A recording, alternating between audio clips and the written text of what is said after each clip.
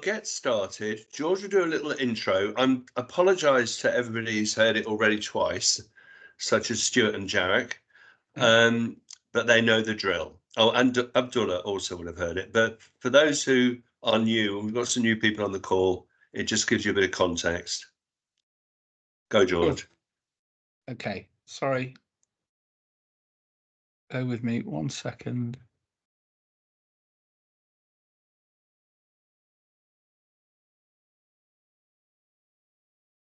Okay. Sorry, I just had to pull up the document again. Right, so this is the culmination of work that started a year ago, where we were basically looking at the key things that were potentially acting as barriers to the golden thread. So one of them is about selection of products, which we did this morning. We also did this one this morning, which was the incomplete building services design. The one that we're covering now is this. And so these events have been taking place over the last year. This was Digital Construction Week, and if anybody, we're planning to do another one this year. So if anybody wants to come along, that would be great. And the result of that is these documents, which at the moment are still in draft. And you can see here, this is going to be passed back to the to Deluxe, and it's the recommendations that we're actually going to be talking about today. So I wanted to just make you aware of that. And the final thing is, these are all the people. We've had 147 people contribute to what we're going to cover today. So you can see we've got a lot of, obviously, the people that are on the call now, but a lot of other people as well have contributed over the last year. And we obviously thank you for all that contribution. Right, I'll hand back to Richard now. Okay, guys, just right. We had some very valuable contributions in the first meeting on this question. A lot actually in the early part of the document, but as a result of that, we didn't finish the document. So what I want to do is kind of go to the end,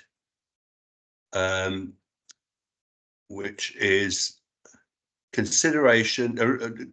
Right, consideration. Let me just, I suppose I should read the question again, shouldn't I? Hold on, I'll read it out to you so we don't forget.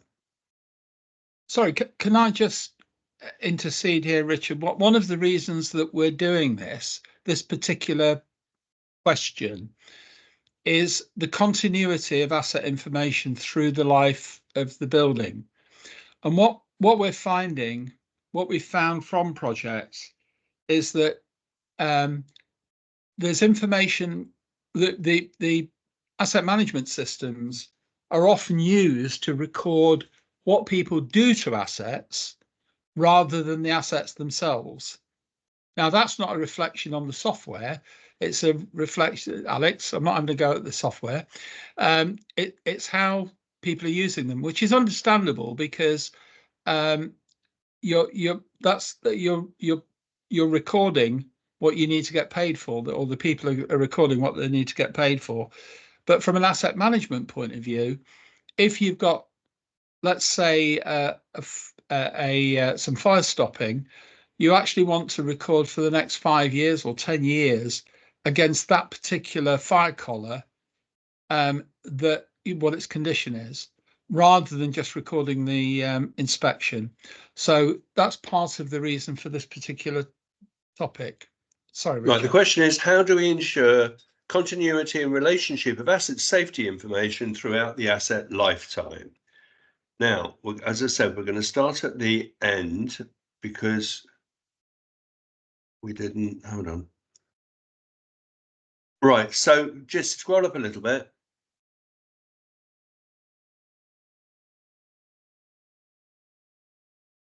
Right.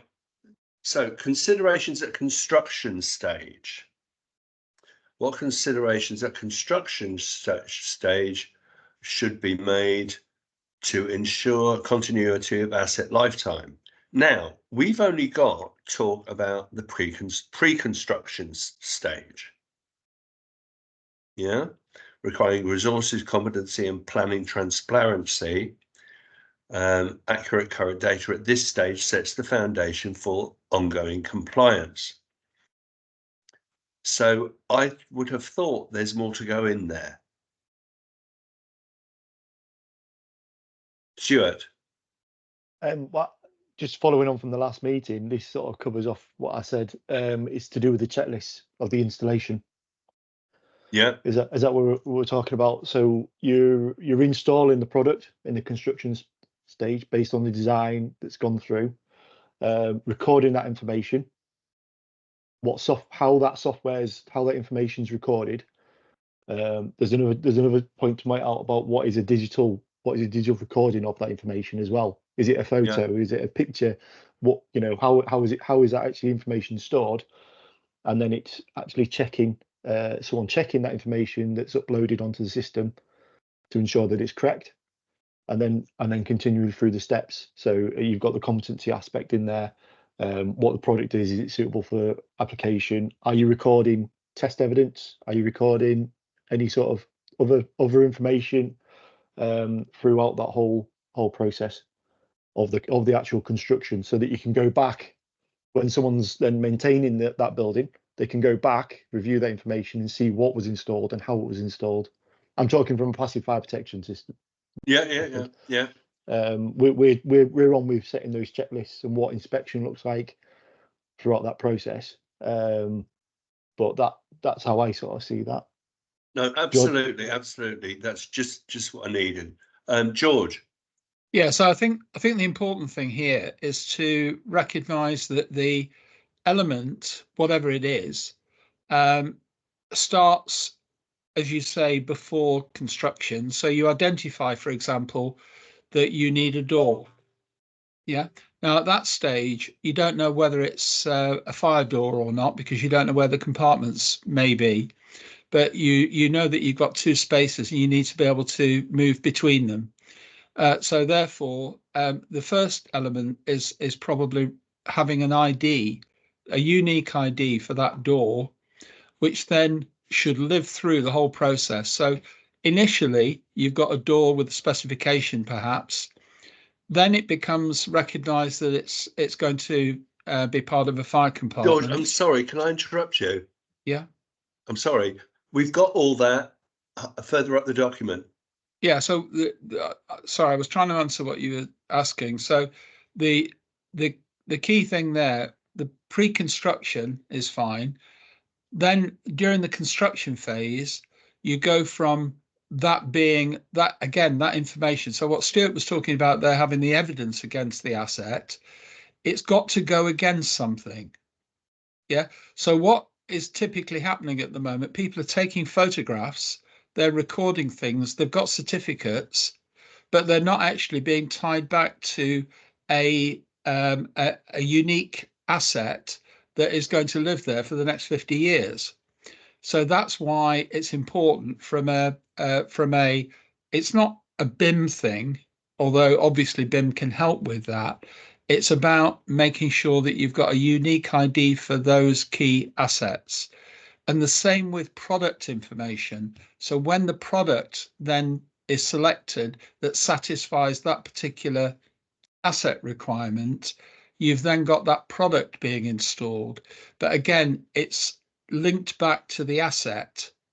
And then when that product, when the product itself gets swapped out for a new product, it's still the same door, or it's the same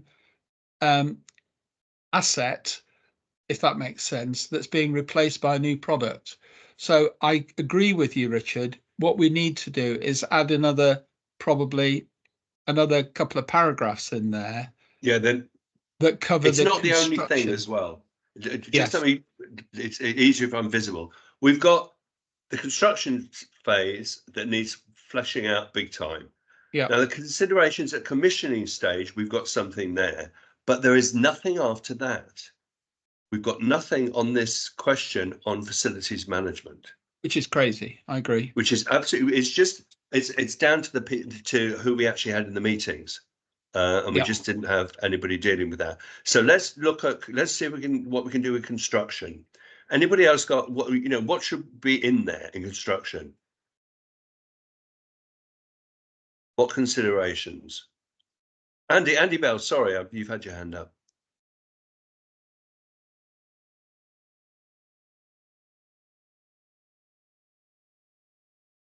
Andy? If you're talking, you're mute. Sorry. No, I'm getting No old. Getting old, not used to technology.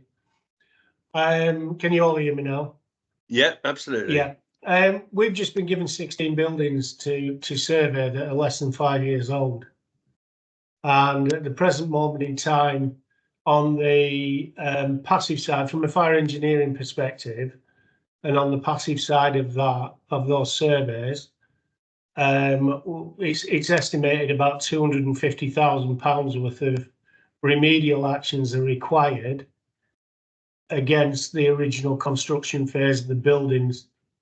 So the actual structural compartmentation, so the sealing off of linear gaps, the sealing off of services, car park, where you've got underground car parks, none of the sealing and the penetrations have been actually implemented at that time.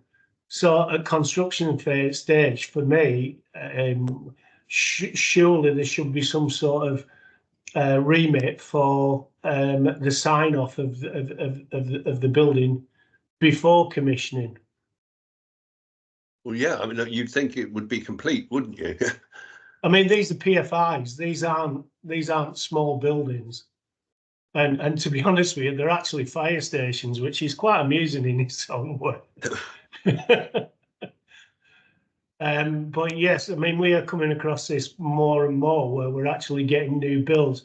We've just been to a new build in the Manchester area that's had 360 fire doors installed. We've been asked to go in as inspectors to sign off the fire doors. We've gone in to sign off the fire doors, and all the licenses have been removed from the doors, and it's given a generic spreadsheet has been supplied to the client that doesn't actually identify which door is which.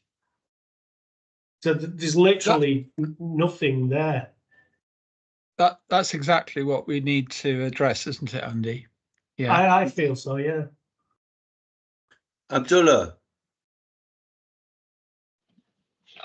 Thank you. I think so in a previous role I was more involved with rebar and rebar fabrication, things like that, and the whole traceability and tracing it down to the site. I think as it applies to other products, more so with fire and other safety critical elements, and then capturing these as they happen. I think the example that Andy just gave is important there.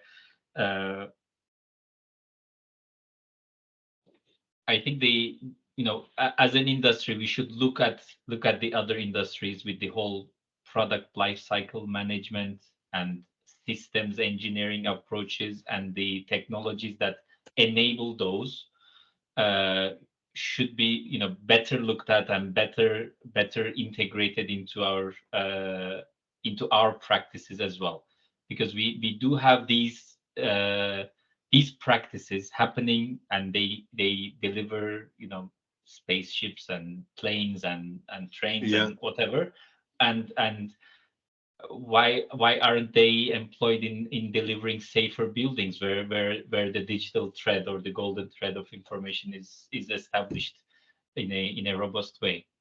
Absolutely, learn from other industries. George is very big on that one, I can tell you. Stuart. Yeah, just coming on to Andy's comment with the project. Obviously, 5 years down the line, and the systems are not suitable for the intended purpose. It's a case of in the construction, you know, have you got the information from who actually installed them systems, what it was installed? Have you, you know, is that information available? Obviously under Regulation 38, it should be there. Nothing's changed in that regard. You should have the evidence of what has actually been installed and how it was been installed and by who. But that's, I suppose, what we need to sort of emphasize in the document is having someone check the process of construction, whether it be a third party or whether it be someone is made responsible in that process, that they are checking to ensure that the linear gaps, everything that is being installed is actually being installed correctly by the correct people. And who should that be, do you think? I don't know. We're talking to tier ones, and they're employing consultants to come in, inspections to come in. You know, you've got third party certification as well in that process. You know, checking work of contractors, but they were employing other companies to come in and just check and just go through and do a survey as the project's in process, to make sure that by the end of the project and it's coming off to sign off, they've got that information. They can go to a certain wall, an area, fire stopping, location tagged on a system, and check and see actually, yeah, that's correct, rather than having to do destructive test, you know, examinations and things like that. So that it's kind of that process that probably needs to go into this section, and I can send you some information on that. That would be fantastic. Some points of where we're sort of coming from the association and our members. It's still a work in progress for us, so I don't know how long you've got to this document to be produced. But yeah, we've sort of got those checklists already.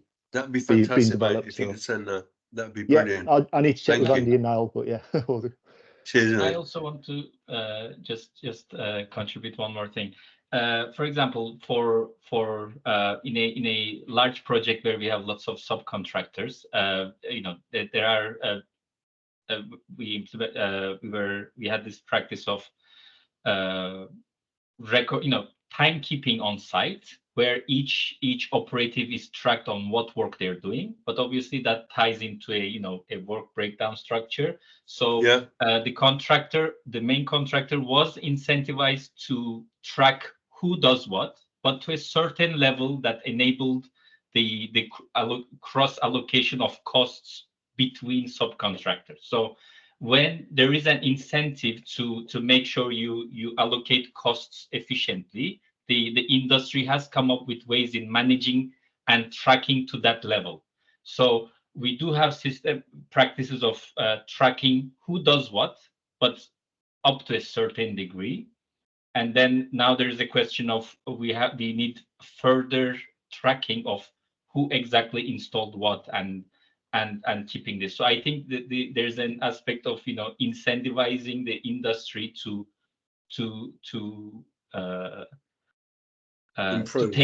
take the next step in doing that bit more. Yeah, well, it sounds like there's some sort of infrastructure there already, or some sort of methodology. It's just enhancing it, isn't it? Andy Bell. Yeah, just going back to what you were saying before about whose job it was or is to sign off on the final construction phase. I mean, obviously, I actually come from a building trade background, but I'm obviously gone into fire engineering late on in life. But for me, I mean, it always used to be building controls' responsibility to inspect each stage of the building and the construction phase of the building to essentially sign off the building. I mean, that's fallen now in a lot of cases to approved inspectors. Is that not still the case that these people should be responsible for signing off the works to an acceptable standard? The answer to that, Andy, is no. Right. Yeah. In fact, the whole process now, building control, are there as a sort of an auditor, but they're not responsible for the for the work. So that's in answer to your question. I think the person that's responsible for that would be the principal designer or the principal contractor. Yeah. In the new regime. And just a second point. If I could send some information over to yourself if possible, or whoever's interested. We've actually just developed our own asset tagging application for construction phase. It's essentially at the moment just on fire doors, but it is going to be going on to other equipment as well. It's an NFC tagging system, so it's a permanent tag.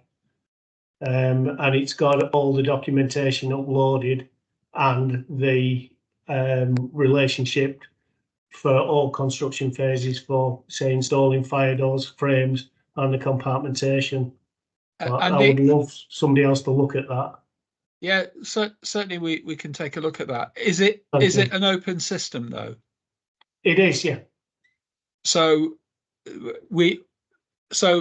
if, for example, Alex, who provides software for overall asset management, yeah, if he wanted to connect via an API or something like that to pull back the information, then that's okay. We can make that available with no cost. I don't agree with closed protocols or managed protocols on any system. Okay, there's fire or otherwise. Yeah, we'll definitely have a conversation on that. As Active Plan, we would want to encourage that, and we can promote what you're doing. So yeah, let's do that. Right, thank you. Stuart. I was just coming in on the who's responsible. Obviously, the emphasis for a high-rise building now is with the client submitting all the Regulation 38 golden thread information to HSE to record to ensure that they get the right to occupy. So the information now on a relevant high-rise needs to be collated by the client. Now it's up to the client to obviously appoint the tier contractor to gather that information in a way that they can submit that to HSE that can be dissected however it needs to be looked at for them to make a judgment on whether that building should be occupied. So there's George is absolutely spot on with who's responsible in checking the work and ensuring it, but obviously the actual submission of the information is the client's responsibility. And that on a relevant high-rise building, and that will obviously filter down to all the other projects that as it progresses, as we get to understand how that process works. I just wanted to make that comment. So. Right, okay, has anybody else got anything more on construction? I wanted to actually move down to FM. I'm not sure if we've got FM people on the call. I work a lot with FM hand up companies. as an operational phase side, sorry. I've just dumped a load of thoughts into the chat here, which I'll just briefly talk about, if I may, Richard. Absolutely. Okay, so so this is on the sort of potential new section 5, I guess. I don't mind how it's going to be numbered or labelled. I don't know if we've well, I think we need to understand very much the operational phase responsibilities. So as a building's been handed over, often there's complex legal arrangements about sections of the building. You might have tenant responsibility, landlord responsibilities. There might be contractors involved. So those need to be captured and understood, particularly around communal areas and shared spaces. We've got to make considerations for what I call planned maintenance. So that is the life cycle replacement of components that wear out naturally. So, doors will need replacing in time, windows will need doing, HVAC systems, etc. will all need to be replaced. And I'd call that planned maintenance personally. We've hopefully brought across all of the maintenance schedule from the pre-construction phase. So we know what the replacement schedule is going to be. Sorry, the maintenance schedule is going to be. So that might tie up with SFG 20, for example. And that would inform us the maintenance schedule. And the 4 and 5 here are actually merged, sorry. So need for holistic inspections and risk assessments.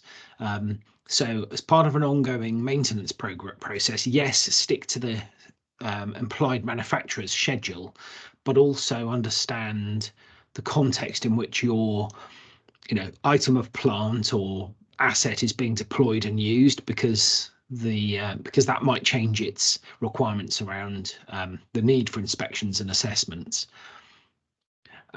We've talked about responsibilities a bit earlier, but I wanted to look at the contractual side and talk about the legal side.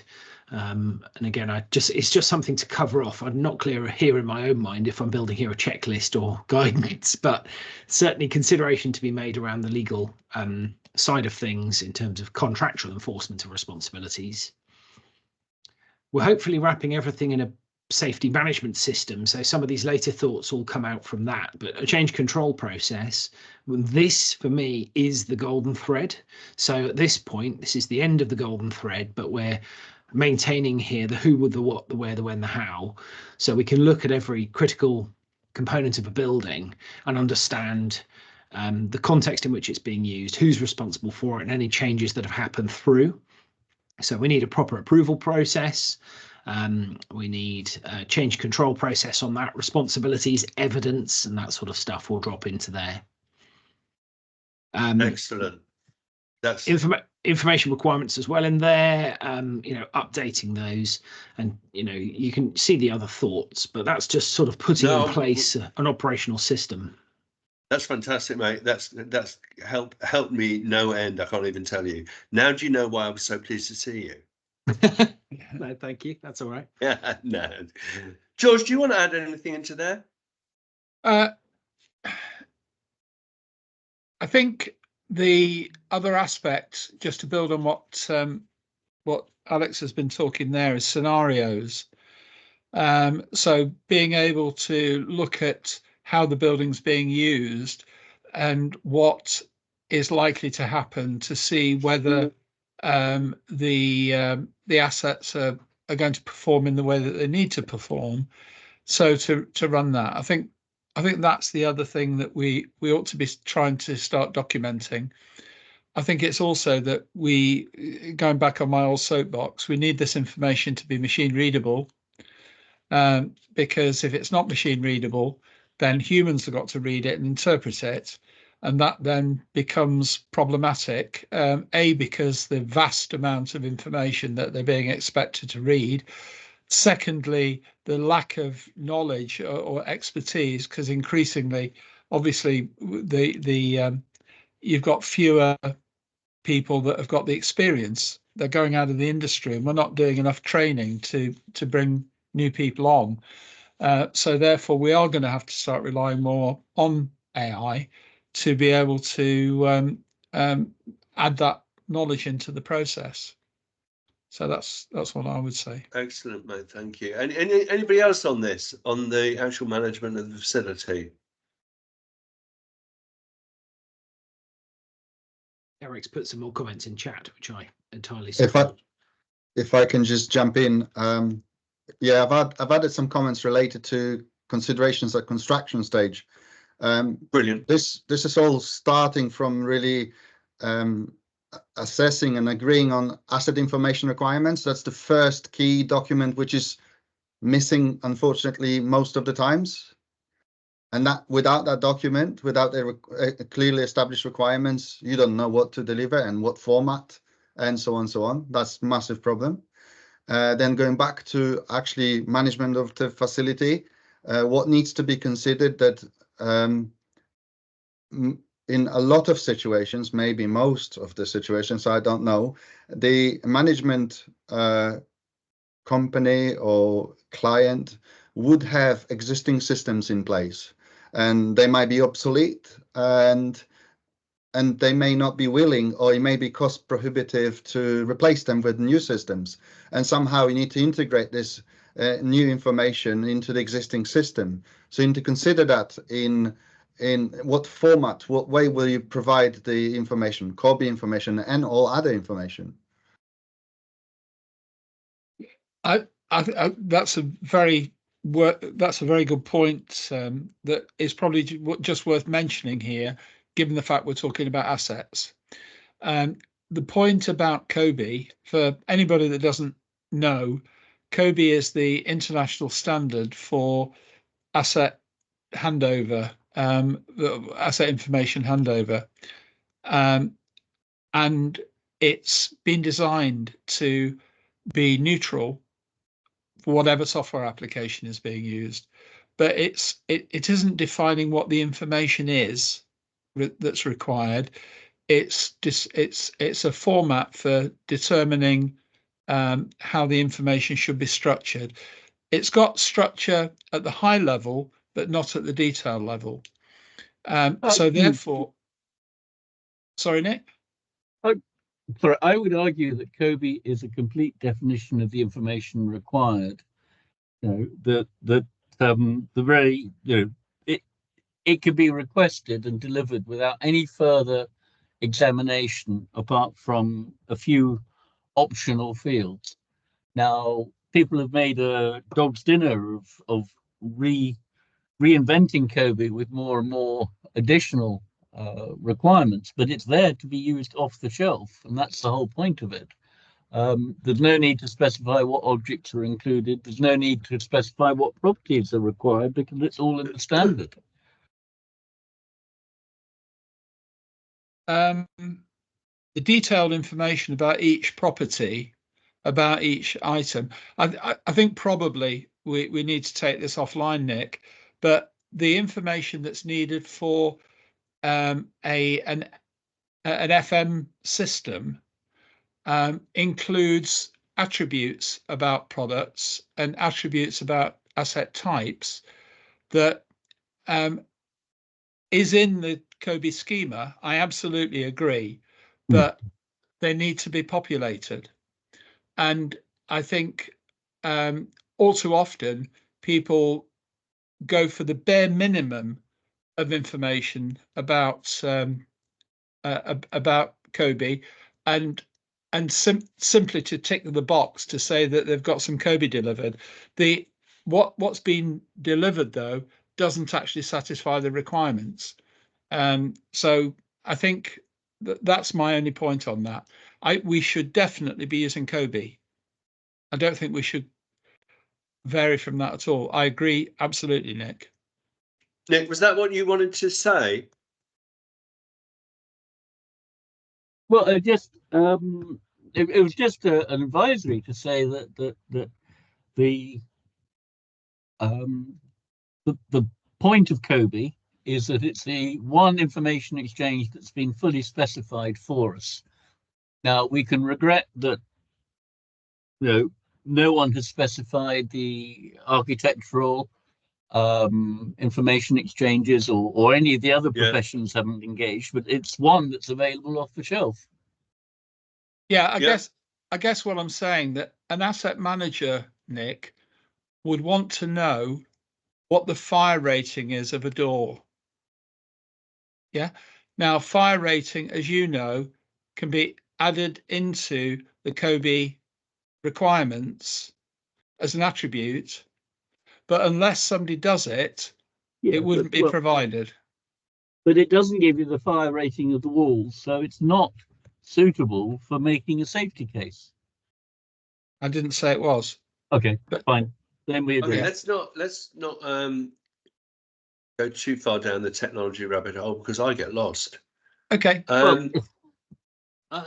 I think that the point being made is it seems to be a case of all or nothing. Either the request is for everything, as in COBie, do it all, and you have all the relevant information, or you're going to get a mixed bag because the employer doesn't know how to specify the information requirement. So the default is to give you the least information, and perhaps it's really the conversation should look at the top of the funnel at realigning how the employer's information requirements are structured or how they're sent out, because it's a responsibility that the employer simply doesn't know how to tackle. They're not equipped to do it. I agree, and that's something that, as Jarek has said earlier, the asset information requirements are a critical part of this process. COBie is the schema for transposing, for moving the information. COBie itself is not the determinant of what information is needed. It's a framework to be able to transfer the information. Andy Bell. Yes, sorry, Dara. Sorry, I think I'm just with Nicholas that there's a framework there. If it were fully employed, then you have it.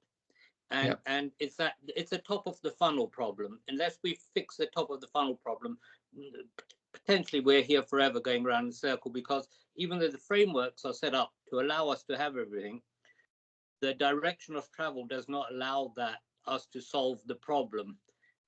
And that's what's frustrating about it. That's my piece. I'll say no more. No, I agree. Andy Bell. Yeah, I mean, 80% of our work is done with FM companies. We support FM companies going forward. So we maintain fire dampers, we maintain fire doors, we maintain fire alarm systems. So we were given again, it was a new build, it was less than 2 years old. We were given the dampers to maintain on a building that's less than 2 years old. We were given the asset register that had been given with the O&M manuals for 100 dampers on site. It's an estimate, sorry. And there possibly was 100 dampers on site, but the dampers have been fitted behind plasterboard ceilings. One of the dampers was actually in a concrete floor slab.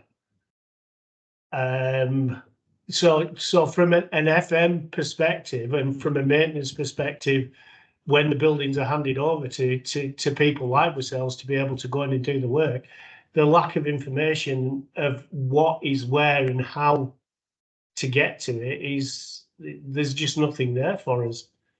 So you re-asset registering a building completely from scratch. That's just so 2 years there's old, that nothing building. coming back to us. Jarek.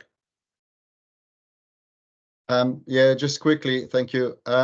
So first of all, I just respond to Andy what you said. There's a massive problem in establishing what is where, partly because on a lot of projects towards the end of the project, clients changes the space naming or numbering on many projects. That's a massive issue, because then all the information produced so far is just, you can't cross-reference, a kind of waste of time. What I wanted to stress out, George, you touched on this, consideration at construction stage. I think that's a key element which should be actually placed there, is a cause and effect, which should be checked. It's supposed to be already established, but checked, and then during commissioning stage validated whether it works or not. Because in the end, we need to think about the purpose, why we're doing whatever project we're doing, a building.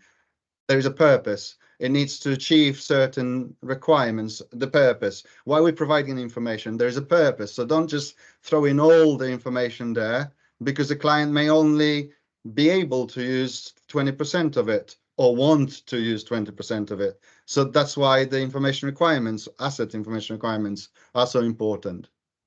And first of all, everything we're doing is supposed to have a purpose, otherwise it's just waste of time. Thank you. Absolutely. Anyone else on the construction stage or the facilities management stage? Enzo. Yeah, so probably just want to come at it from the client's point of view while everybody's been complaining about clients. So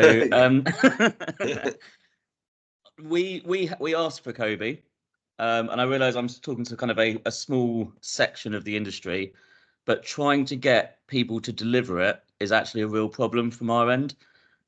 Some simply, like, they say they know what they're doing, but then when it actually comes to it, they clearly don't, and get third parties involved that then costs are horrendous. I mean, we've had on one project costs to deliver COBie coming in at over 500,000, additional to their project fees, where they're, you know, essentially already delivering us that information, just not structured in the same way. So I hear what you're saying, and I do believe clients can be a lot clearer in a lot of things, and particularly early on can be a lot clearer. I'm not saying clients don't have any responsibility in this, but I think it's a whole industry issue, not just client end. I think I've tried to get it on lots of our projects, and I have meetings on live projects, and simply the quickest way for us to do it and the most economical way for us to do it is essentially get a third party to do it at the end, who to go through our O&Ms to it's a bit of a kind of a backward step. But essentially, if we want COBie, that's our most proactive way of getting it, which is really frustrating. Yeah, that's definitely not the way it should work, Enzo. Oh, no, completely. But the thing is, we want it, so we've got that, single place for it, and also we want it because then we can push it straight into our asset management system. So we want it structured that way so we can use the data. Otherwise, it's people manually filling in forms. So I completely get you. It's a completely backward way. But the problem is supply chains aren't in a place to provide it on projects. Or not, and that's not all the case. I don't want to be rude to it, but I would suggest probably about 70% aren't. I'd agree with you. Perhaps we'll pick up separately, Enzo, because it's an area that's very close to my heart. Where are you from, Enzo? Guinness. Guinness. Oh, okay. Anyone else? Can we have an on-site meeting with Enzo? Yeah.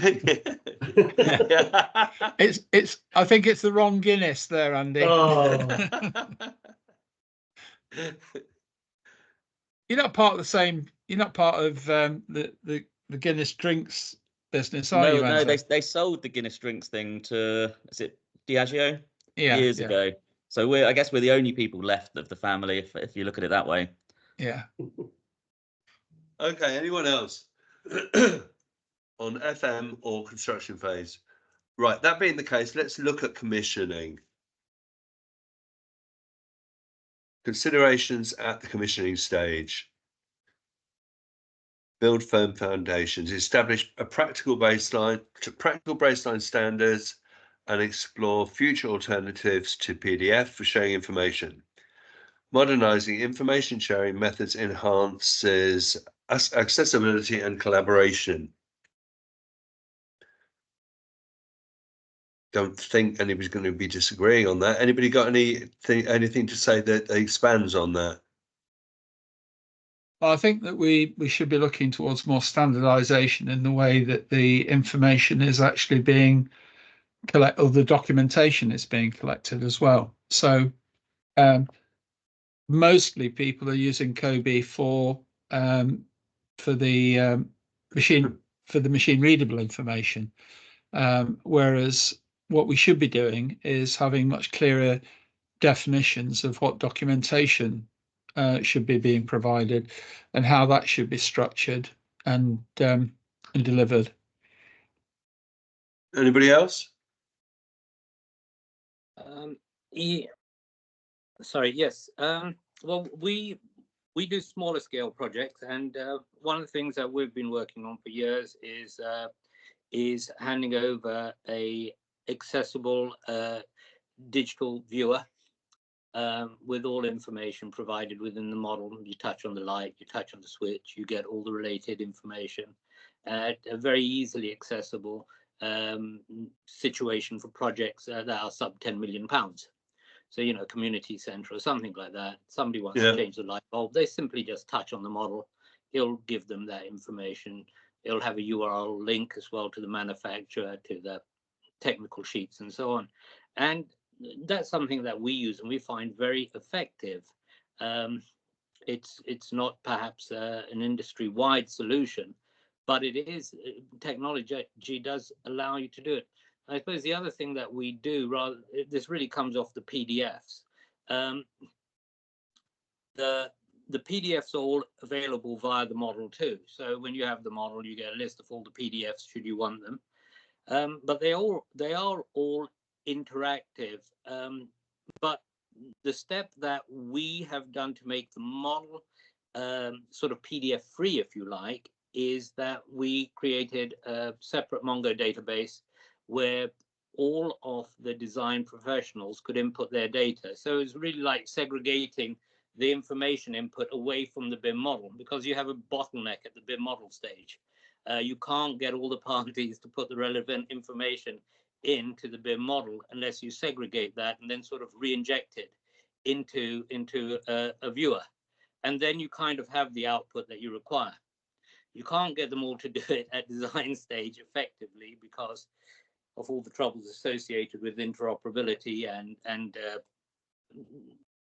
the problems with IFC. But you can certainly inject it if people use an external database to put that information in.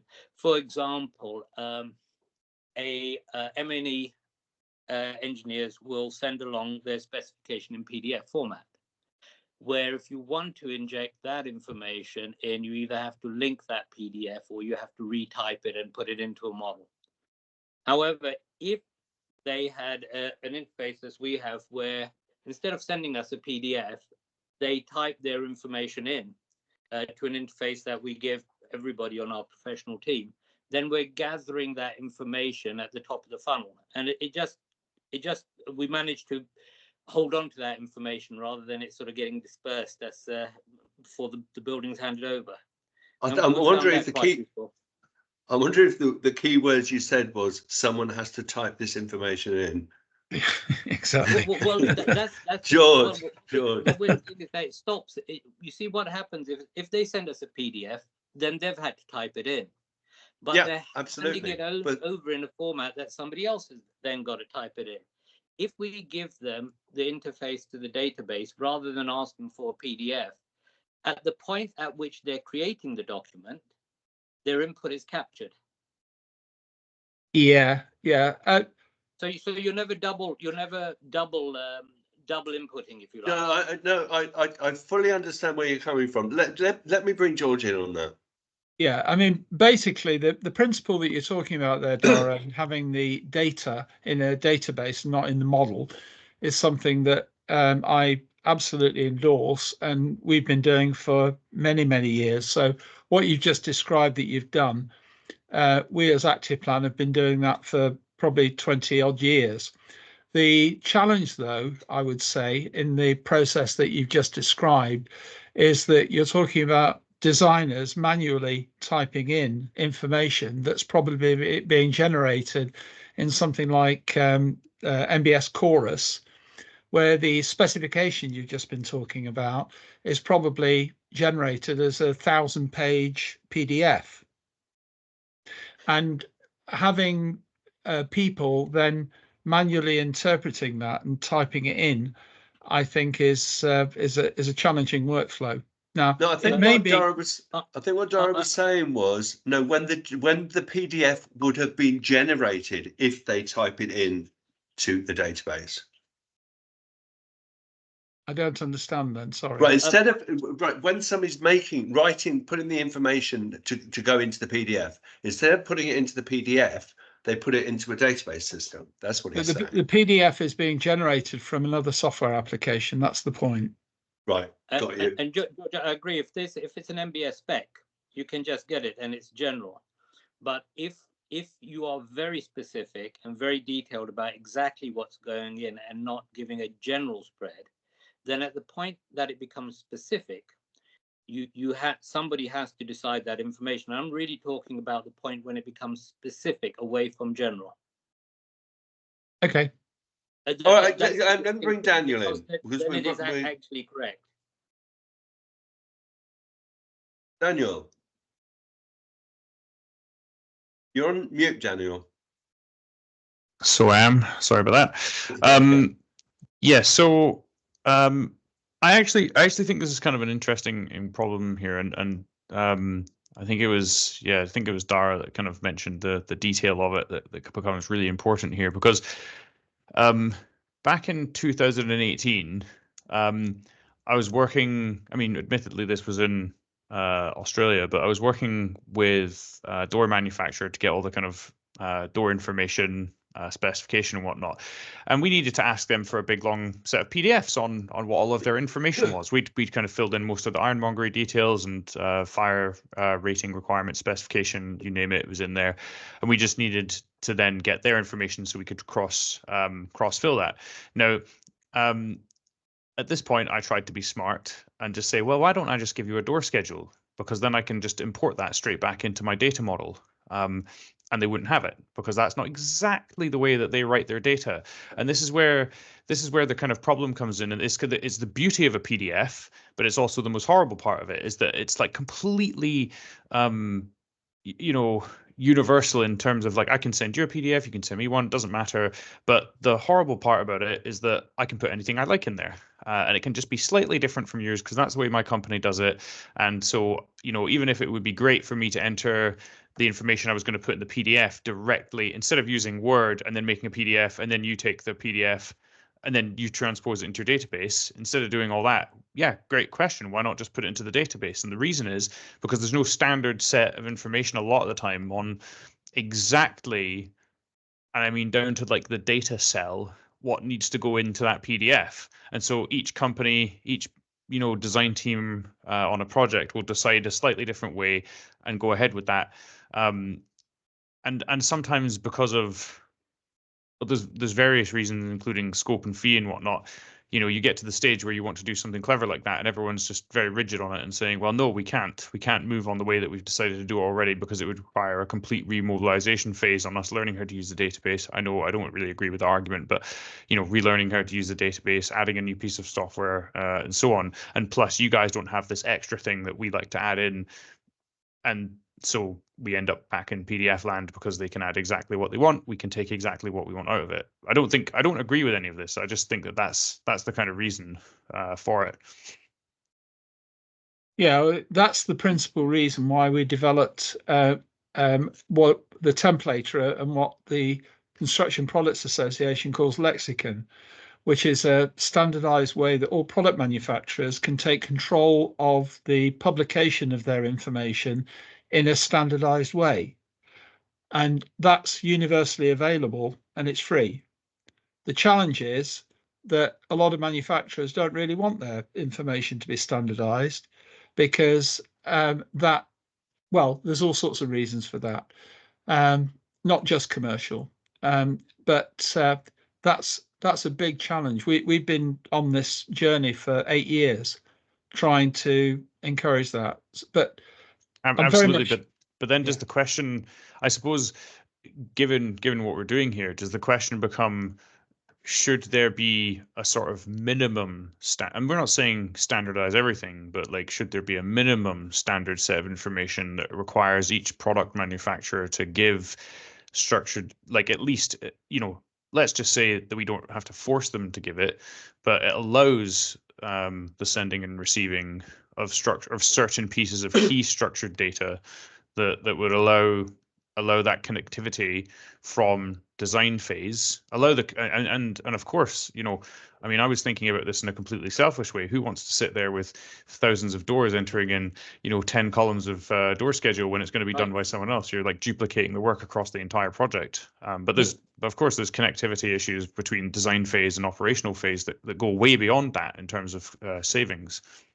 The logic of what you're saying, Daniel, is something I fundamentally believe in, and I've spent, as I say, 8 years trying to make that happen. All I would say is that the resistance from the industry has been significant, and there are some good reasons for that. People will talk about harmonized standards, for example, which are the European standards, but to get hold of what those harmonized standards are, even what the property sets are for different asset types, is impossible. It's incredibly difficult. It's staggeringly hard, but that doesn't mean it can't be tackled. And certainly the CCPI and their requirement, we were talking about it this morning, there's now a requirement for them to use industry standard templates. So in other words, if you're going to get your product certified under CCPI, then you are going to have to provide, apparently, standardized data templates, which is we need to get there. You're absolutely right, but we're on a journey. Okay. Anyone else? Anybody else got something to say? Jamie Hall, you've been very quiet.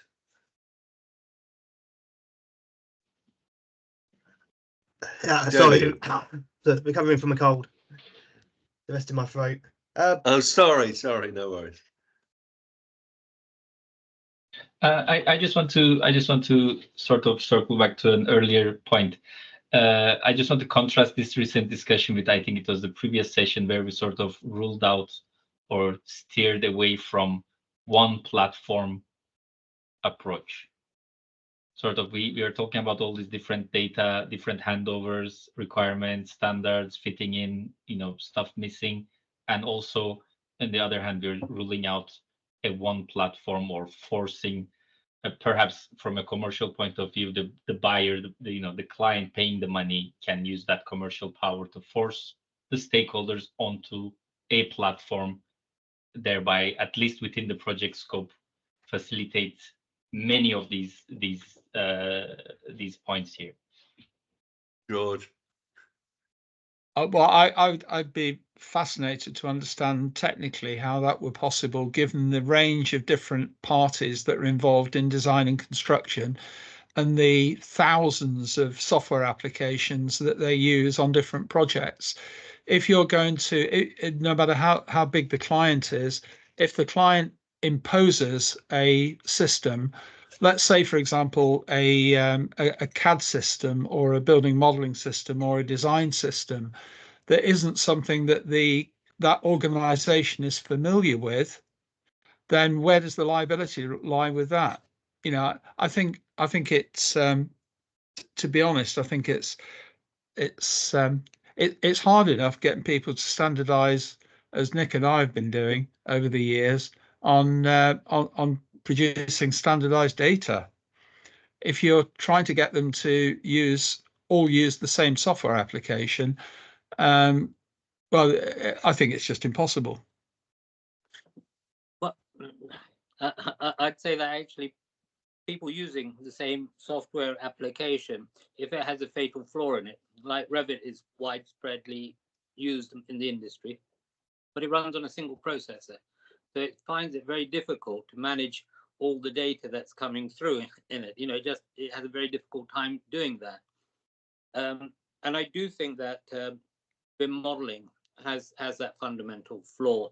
Whereas I think if we do separate out the graphical and the non-graphical, I think we get to where we're going a lot more quickly. That's been my experience, and I've probably been modeling for over 20 years, and we do it to almost the nuts and bolts level now. Well, actually the nuts and bolts level. So it's been a long journey, but to actually marshal and gather that data and have it and hand it over has been a long-term pursuit, and you can do it. I think what is difficult is that you are often sent around the circuit a few times pointlessly. But if you can capture the data at the point that you have it, really capture it, even if that takes a little bit more work at the point of capture, you can then maintain it all the way to handover. And what my sort of journey's taught me is to finish the design, simple stuff, finish the design before you start building.